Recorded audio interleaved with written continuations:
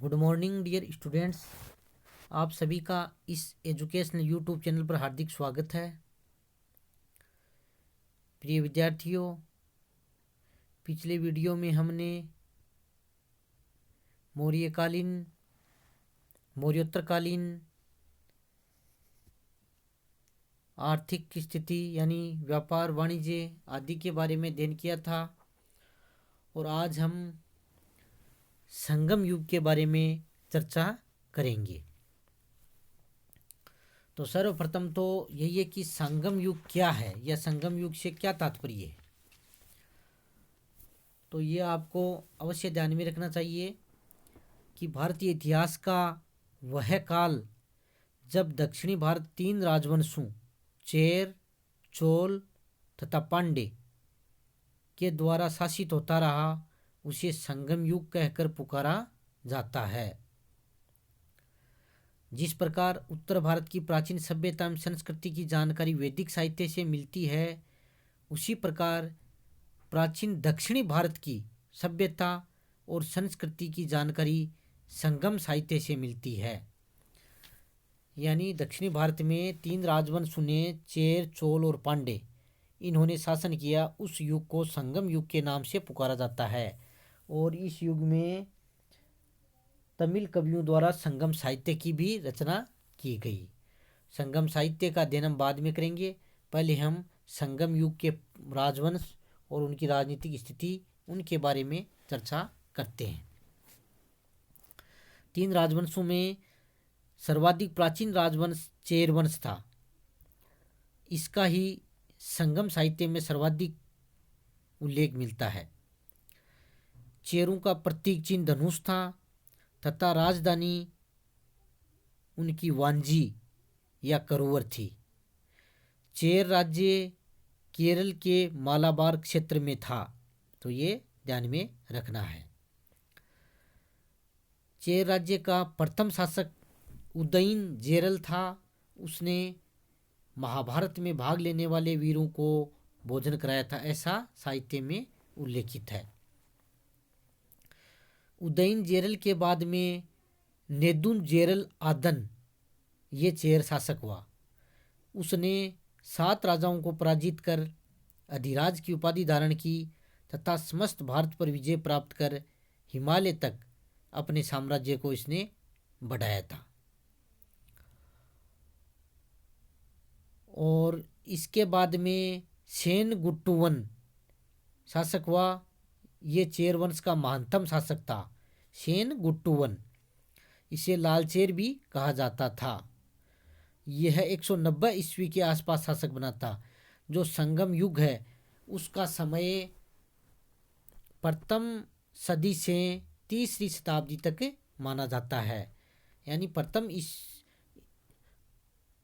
शताब्दी ईस्वी से तीसरी शताब्दी ईस्वी तक इसका समय माना जाता है। इस काल में ही संगम साहित्य की रचना की गई थी और यही संगम युग का समय माना जाता है। तो चेर वंश का महानतम शासक सेनगुट्टुवन था, ये ध्यान में रखना है।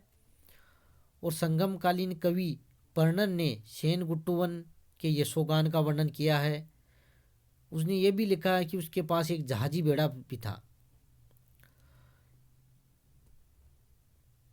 शिल्पदिकारम के अनुसार ये संगम साहित्य है, ग्रंथ है। सेनगुट्टुवन ने पत्नी पूजा प्रारंभ की। इसमें उसे श्रीलंका के शासक गजबाहु प्रथम का सहयोग भी मिला था। इसके बाद में आदिग ईमान नामक चेर शासक हुआ और उसने दक्षिण में गन्ने की खेती प्रारंभ की। चेर जो राज्य है उसका सबसे महत्वपूर्ण बंदरगाह है का नाम था बंदर। तो इस प्रकार ये चेर राज्य की राजनीतिक स्थिति की। और फिर है चोल राज्य।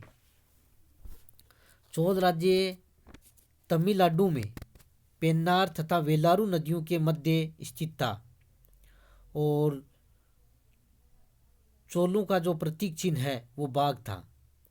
चोलों की प्रारंभिक राजधानी उत्तरी मन्नूर थी।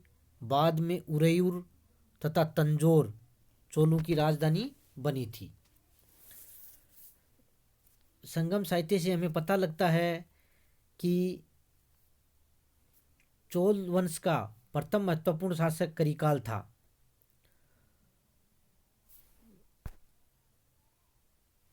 करिकाल को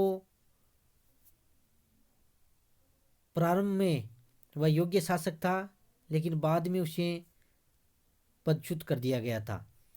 करिकाल ने आधुनिक कावेरीपट्टनम की स्थापना की तथा कावेरी नदी के किनारे 160 किलोमीटर लंबा बांध भी बनवाया था।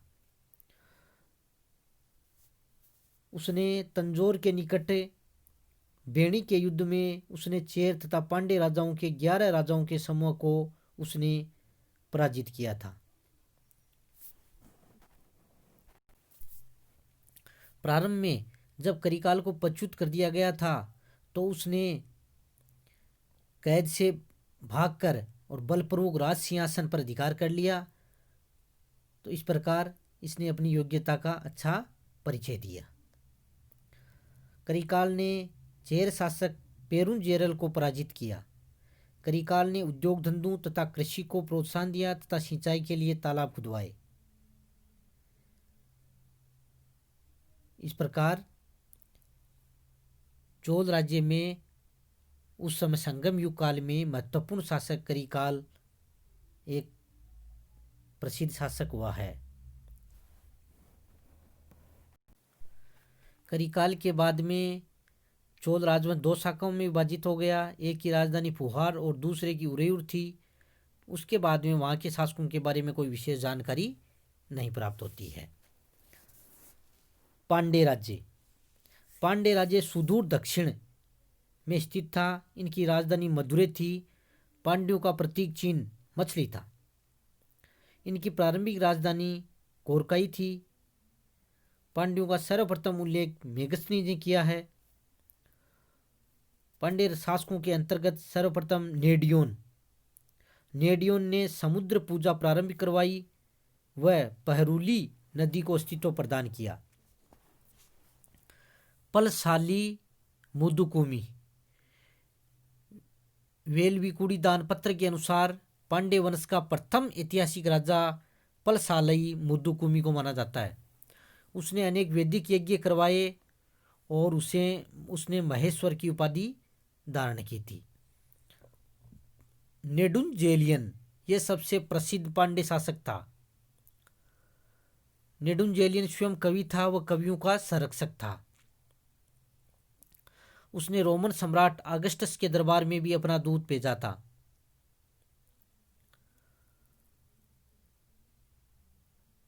तो संगम साहित्य में और जो पांड्य की प्रारंभिक राजधानी कोरकाई जो बताई थी वो मोतियों के लिए प्रसिद्ध था।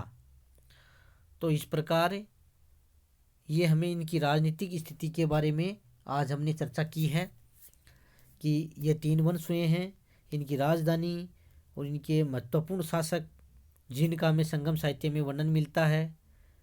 ये इन शासकों के और संगम साहित्य में या संगम राजनीतिक व्यवस्था में इनके कुछ जो नाम हैं वो अपने को कठिन लगते हैं क्योंकि वे तमिल भाषा में लिखे गए हैं। इसलिए इन सब आपको इसको ध्यान में रखना है। तो आज की वीडियो में इतना ही। इसी के साथ साथ बहुत बहुत धन्यवाद।